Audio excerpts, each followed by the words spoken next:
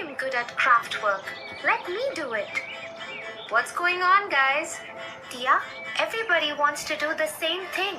Nobody is ready to divide the tasks for the group project. What shall we do? Well, then each one of you will lose marks in the finals. If you work together, you will end up making the best group project. But Tia, come on guys. Let me tell you an interesting story. Yay, a story. Yes, a story would be helpful. Alright then, here we go. The Hunter and the Doves. Once upon a time, in a distant land, a flock of doves were flying in search of food. They were led by their noble king. After a long flight, the doves grew tired and needed rest. Oh, noble king, let's get some rest. Come on, my fellow doves. We've come so far. Let's push a little further and find some food. As the doves continued their flight, one of them flew ahead and discovered scattered rice grains under a magnificent banyan tree. Look everyone, I found food. There are rice grains beneath the banyan tree. The entire flock happily landed on the ground and began to eat the grains. However, their joy was short-lived as a massive net suddenly fell upon them, trapping them all. Oh no, we're trapped. What do we do now? Do not lose hope, my friends. We shall find a way out of this situation. Just then, they spotted a hunter approaching them with a wicked grin, delighted by his capture.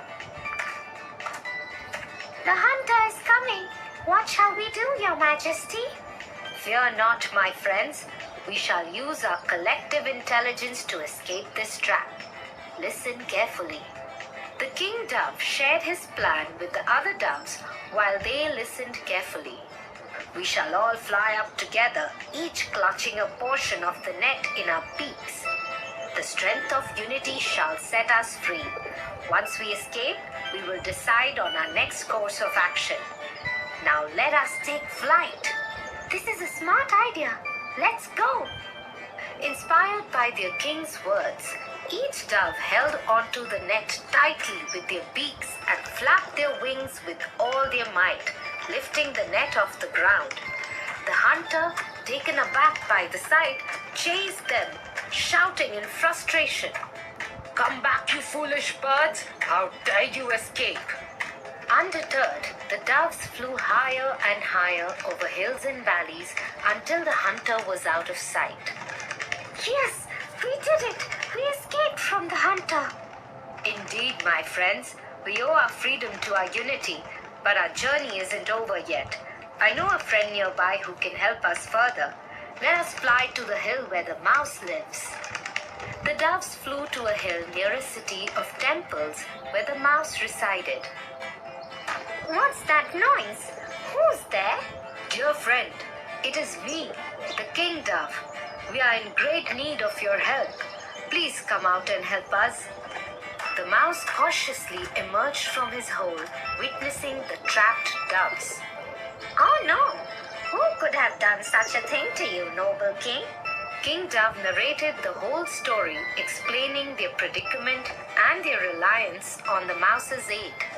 How terrible is that? Fear not, for I shall help you escape from this trap. The mouse began nibbling at the net around the king, but the king intervened. No, dear friend, first set my followers free. A true leader cannot enjoy freedom while his subjects suffer. The mouse understood the king's selflessness and respected his request. It nibbled at all the portions of the net, freeing each dove one by one, including the king himself. Thank you, noble mouse. We are forever grateful to you. Thank you for saving our lives. Oh, my fellow beings, it was your unity that helped you escape. Thank you, my dear friend. Indeed, strength lies in unity. Wow, that was a beautiful story, Tia. And what did you learn from it?